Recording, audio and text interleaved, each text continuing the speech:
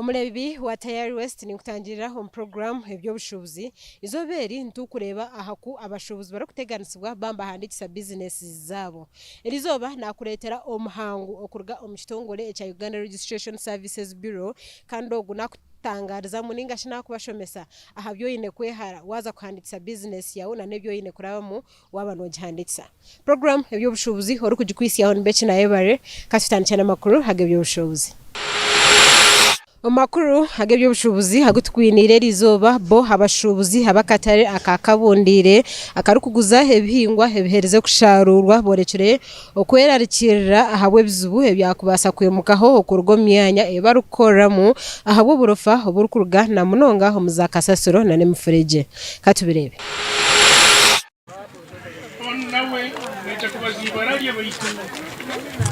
Abashubuzi mu katare akakabundire akarukushangwa mu Central Division no mu Fort Portal City nibetombwita abo burofa hamwe n'embera mbi ya toilets ekiba kugira ngo kiteganise imirimo yabo abashubuzi babwambere bari muri ciko rwabo hamwe n'abebembezi ba Central Division hamwe nabo abarukwebembere kibugece cya Fort Portal mu rukiko urubire hagati y'abashubuzi hamwe n'abebembezi ba Fort Portal City abashubuzi mu katare kakabundire bacyorekero ko burofa burengesereze kandi ekine cyakabika hango mani holokava sazono amaizi tigacyajyayo bitu munda kuli nanka pipe zona zatikire abaseja batahabwire bundi mbagenda mbakazi kandi ekintu kitali kirungi abaseja no sango mukazi atahire munanka mutayiretiye then no museja no wali mukusera asono kumuhabera munakingura toiletiye kandi kuno aliyo bitu ni ekintu kitali kirungi galimazima nyo nkwikayo ni rapule na atenyi ninsaba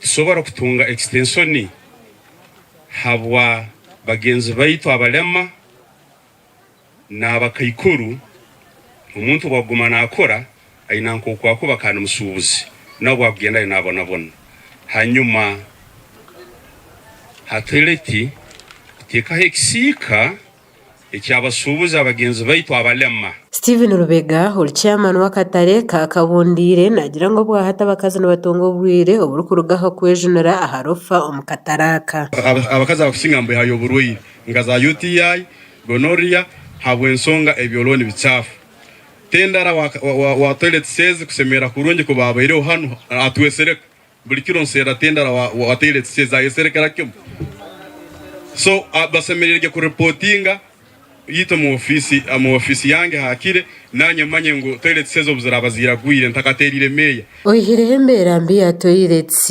abashobuzi hona nibetombwita ahabwa kasasiro no burofa omukataraka apuri akera gebiro kienda betu mu ofisi tinkamanyire ebiro yakamaramu kandi atenyirwe yakatandika yagamba tukwija kororaga kacupa kona kujya kubankaragara ndide turi mu kurwanisa abantu abitu becyoko kwa nurwanisa omuntu tanaga kasasiro hati nakuranko munyanze gukumaisa urubuga nabata kuruwenda ekitu ekya kandi nyoni nkorao apul natenyi kenyisaba ke urukwato rwakahuyi astoye bukadaro ekina numba gumambanaga kasasiro matoka zikusomba kasasiro ekituzonzeire matoka antaito then ekintu ekindi obuzikubanzija tuzikutugambera abasubuzi abali aheru abona bakusinga abamaduka baina dustbins bena nabe bakuteka kasasiro zabo baitu matoko gwe kubagwamu batamanyiro bwire bwayo bwenyine bwesemire kwiziramu nsaba amatoka abateke ekizindaro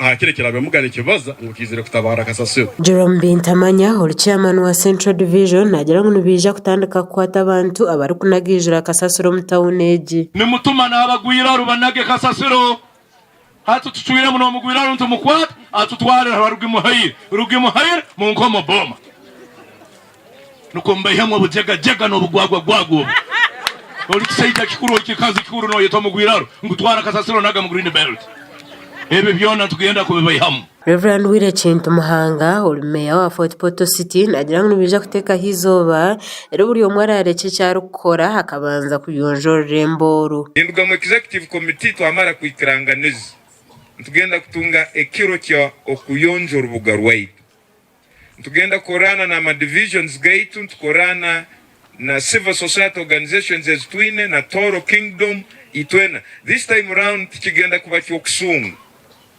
okiraba kiro ky'okuyonja itwena ntugenda kuyonja kandi twikiranganiza nkuruga saa 2 garukira saa 4. abebembezi omu Fort Portal City obwo hati batiire amaani omu kubugana abantu batari bamwe okutunga ebiteekateeko byabo ahakuba bakubasa kushoronzya obuheereza n'entunguuka.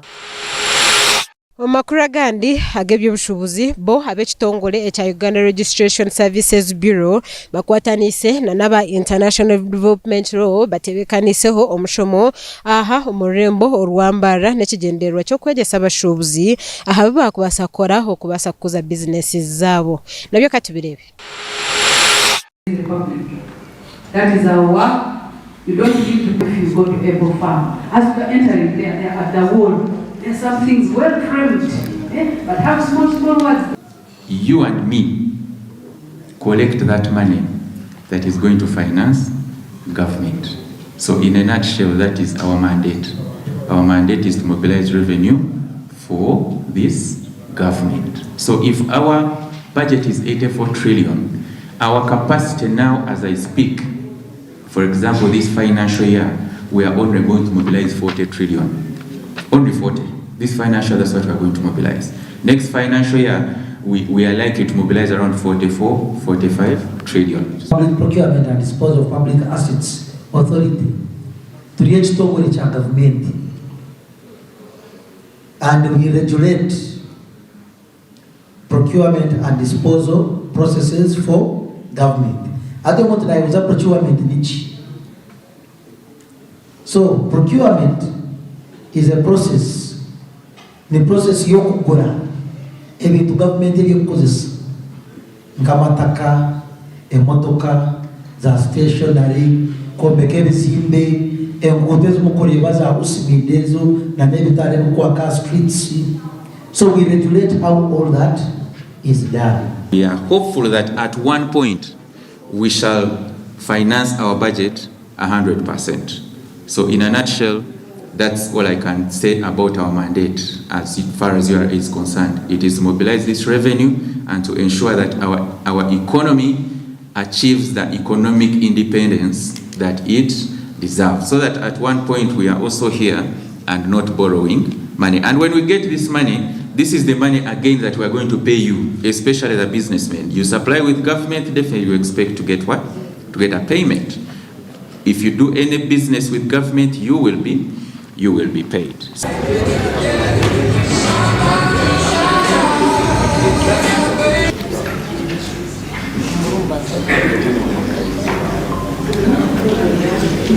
But we have post incorporation.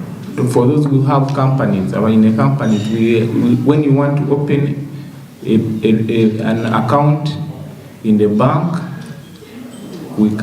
you file a resolution. But after registration for companies, you also have to file what we call annual return, which is annual. Annually, a company should return. So we had a process that has been going on.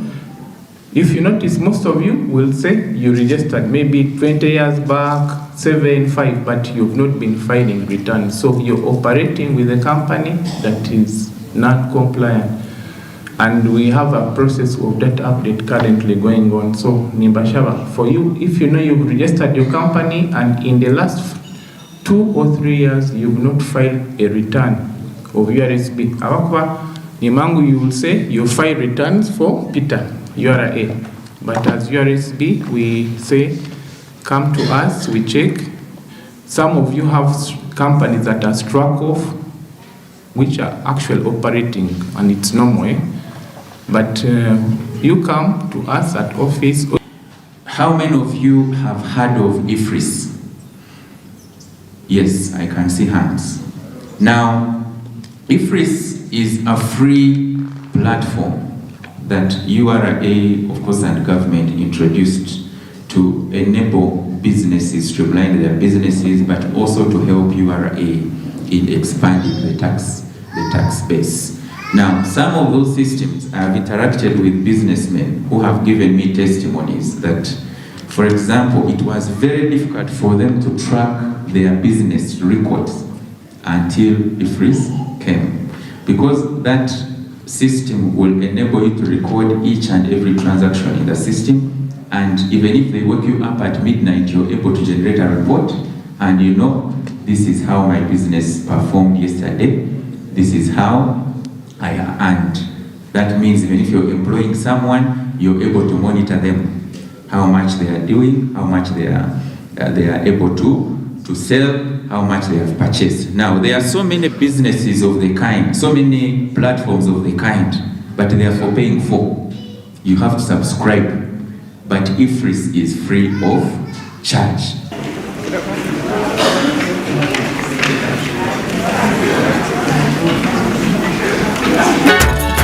Erizoba home program Eby'Obushubuzi nakuletera omwami Nicholas urukura ekitongole ekya Uganda Registration Services Bureau mu Burenje rw'izoba. Oguna kutugambira ahabwenchi businesses ezirukurenga omitware 3 zisangwirweho kandi naniwe echo mushubuzi nengashi urukura company echo yenekora nkaweza kumanya ngunogwa omunamba ya businesses ezirugambwaho echo wakubasa kora okugira ngo tuwa ferwa business yawe katumwachiri. Omwami Nicholas twakutangira mu program Eby'Obushubuzi eyanjure abakutereva. Wali mnonga mwangiru wa program eji amazina ganje nibanyita Nicholas tumwebaze. First enda kubatsima ba Tayari TV kutayari izoba nyoni nkora n'ekitongole ekyakweta URSB Uganda Registration Services Bureau. Ni headinga branch yitu eva Bara Regional Office.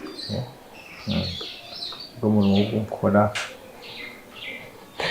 Omwami Nicholas turebere mwarangira ngo ekitongole kya Uganda Registration Services Bureau kisangwiriho businesses nengashi companies ziri kurenga mitware 3 obwa hati nobasa tugambire ekiretire mwakoresha ramwejo.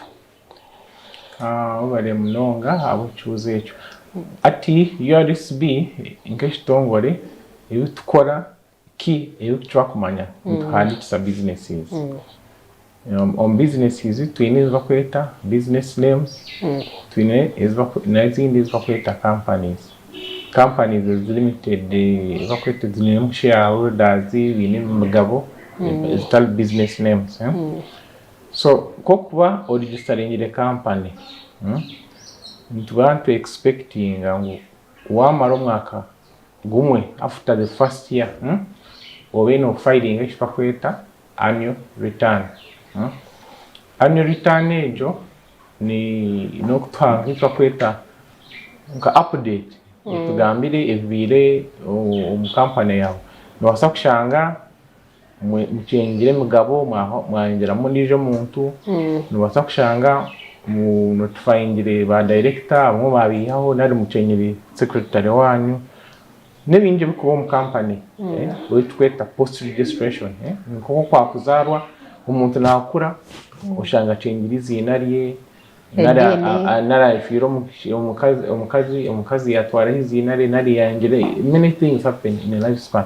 So the purpose ya return is to notify kugira ngo register to manya what is happening. Haza kuba no returning at the end of the year ndono shashura emitware 5 next week Burwa kuhendra no annual return nemitware 5 ne 15. Previously before the amendment because the emitwaro 5 ati obutwine hati shaheje abantu bakukira niba confusinga return ya URSB na returns za URA. Nyowe ebizintu isistingaho neza returns za URSB. Company ine emigabo ibakweta company limited by shares. Nibashashura emitware 5 next week. Companies kweta guarantee nka za chachi or registering the company wanka chachi mashashura emitware 3 next week. Every year hati abantu kuchira mabuza at when do I return ko kumara the first birthday katugire mwenu registering today tebirabiri today is 22nd. Yeah. So 22nd of next year in June, so would expect 30th June when okorachi when no filing a return of code registering the guarantee 35 by shares we register 55 hati abantu bindi bakaregisteringa companies zabo bari okwe no operating tukumanya ebakufa. So is companies zo kurebe emitware 3 na kashanju izbayiraho tukugira ngo cibiraho just like that. Tuka issuing notices. The first notice was on 20th July 2023. After to opening the system it bakweta OBRS. Tuka issuing a notice to companies is that complying with the children. The foreign companies have not filed annual returns for the last, it was 5 years and above. Please, muza system OBRS mukore data update. Mama nakora data update, filing annual returns zanyu zwe update. The first notice was on 20th July 2023. Today 2026. Ejone myaka eshatu. Twamara twarinda abakuchira actually most of the companies bakija bakora data update ba filing annual returns zabo bafuna business accounts baza at system wensia akuba previously twakine system paper where we using manual no ija urete papra tutamu system wa signing okora konka student kora na OBRS na data update kantu na tufune accurate information accurate. Yakuba akaro umuntu akagira company yanje nino mukazi wanye nje nza kuzara abana nkabana atekamo amazina people even non existent nara aha shareholder no brother we kanta mugambire na friend we kugira ngo arabyihekeye. So to prevent kugira ngo tufune accurate information tukagira on muze OBRS register online business registration system. Companies zona zikore data update. Data update tumanise kugira ngo tufune accurate information akuba one ofuna ejo system ejo no mango inokuba inenini ni number kurwo munira twantu inango tufune imintabel accurate one ogira ngo shareholders bawe ni Jovita nogu twine ID what ID kwata mtu kama ngunubu kandi bakusigningira. So first notice 20th July companies ezikuchira za tandika za for data update. Twamara after sometime on 30th August we issuing another notice. 30th August we issued a second notice of companies requesting to go and update and file returns. Now abakuchira the majority, I can say maybe it could be 80% of companies have tried to do that. Izizo kureba nabo abahunamire bakanga forcing because corruption chona it is under the Companies Act, under section 136 of the Companies Act. So the registrar has now published a list nizezo kureba 330 emitware eshatu na kashanju zona tuzirengo bona abangire gukora echechu to find your returns emyaka 5 and beyond, and kandi notices ozirebire notices normally zishobora in print media custom mahure twine website yitu notice eruhoyo those notices are there also on the website. So companies zanjire gukora ishitweta data update no filing eshaheji to the registering. Now the registration is to go omurujungu, if I said the last nail in your coffin. Wanga ninko kwakora umwana w'ishomero bakakwa warning yo kubanza ukabonama, bakakwa warning ya kabiri ukabonama, ati I'm here ntumangiwe because company the filing returns. Company wale documents zetu kumanya ni ekora. Teine record to filing a resolution to ine ba director to ko updating. So in nchumansangu nebedi non operational. Most times that's what we would imagine. Kandi oishikangu oinizina ria register yitu. Abantu amwe na ijana andizina tubadnainga amazina kugira ngo inijo company ria register yitu tumangu registered card, but it is non operational tako update. So facing a challenge of denying omuntu ekintu kyakufunire because of ekintu kiri system yitu ekitakumanya obanchikora na kitakora. So kizirengu all non-compliant companies. The reason for the registration is non-compliance. Non-compliance. Non-compliance to filing returns. Munezo companies hinezo mugenderire like is it specific nenga buri mushubuzi wena urukumanyango nagwo muri ece kintu wa boutique urukushubure ebyo kuriya owemyenda wa buri cyangwa buri mushubuzi nagwo ati ekirungi wa nakugambira ngo twine different when registrations twine tweta business names as registered under the Business Registrations Act. Twin na companies they fall under the Companies Act.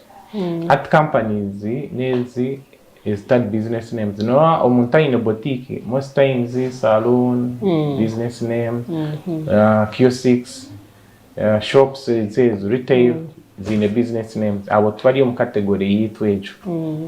Abantu bari mu category eji nava abine companies izine emigabo. Yes, please. Abine amuntu aine shares, mine share capital, mine ba direct. Ninkokora in past engagement zitu ngani ngambira umuntu na registering a business name akora business card ye agira ngwene the director. Atko kuba in a business name no partner. At us you a partner in that business. But companies under the Companies Act, what appoints directors is by filing the Form 20-year wage, which appoints directors of that company. So nembane nkani gambira wantu koko registered is the business kauli we have one director akwejo company yet CEO no the you a CEO of your business but you are called a partner in that business. True. So ekini kijachimanisa ki har companies ezumukuza kushangura at companies etushazireho right now. Ni nagamba in elements umeno gamba umuntu yankore obviously ni we say it is like the last end bit ngoko umuntu kugira ngo wafa bakutomoka bakateko no musumari icyo kintu cyaho. Nchimanisa ngu the registration is the last end on system yitu twakwiyama chawa. So tine cyakubasa gukora kugira ngo nine kutandika busya nimwe no muhabuhabuzi kugira ngo hato umuntu wena orebera notice tuwisha time period no jirebe myaka 3 tuyijira ku filing a system twakwiha. So izinerio no basa kurufuna only after 12 months. 12 months. 12 months to mwaka. Yes, please. Konkana we don't give the name to the very person who go and just filing. Naine kuronde jora mwemera. Takumwemera. Mwenu no matter system weje tukolesa we need ID. Tukora ID we verify all information.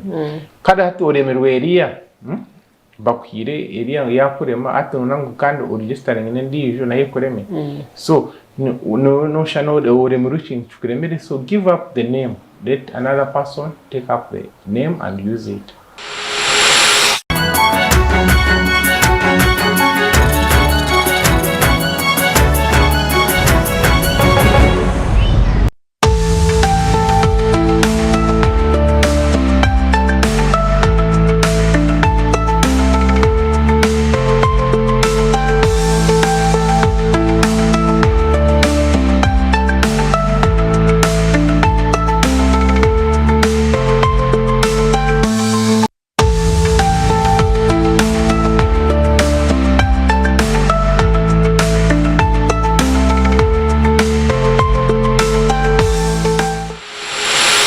Obwo waburi obuhabuzi okurga owo mwami Nicholas urukure kitongore echa Uganda Registration Services Bureau omuri burenge rwizoba kandi kampani iwe owatandika program nitwe hinechuwaye gamu kandi niwe orukuplanninga kutandikaho business ningashiwe ojine kandi otake handikise hinechuwaye gamu ningashi echora hindiro kwenda ngo business yawe yatunguka ningashi twatunga kuteganisibwa kona program eby'obushubuzi orukujikwisi on bet Nayebare otargata ya West.